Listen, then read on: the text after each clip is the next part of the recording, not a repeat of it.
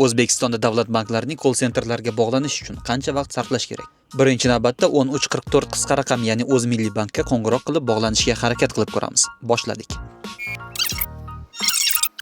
Hurmatli mijoz, sizga qanday yordam bera olaman? Operator bilan bog'lab bering.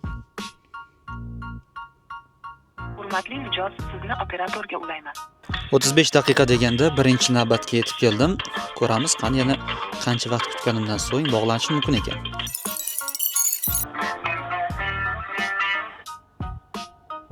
Assalomu alaykum, Milliy bank Shahzod Muazzam beralaman. O'zmilliybankka taxminan 40 daqiqada bog'lanish mumkin ekan. Bizda navbatdagi bank O'zbekistondagi eng yoshi keksa banklardan biri bo'lgan Xalq banki, ya'ni 1106 qisqa raqami. Xalq bankida 7-navbat berildi menga. Raqamingiz birinchi. Taxminan 25 daqiqa atrofida birinchi navbatga yetib keldim 7-navbatdan. Salkam 15 daqiqadan beri birinchi navbatdan bog'lanishni kutib turibman.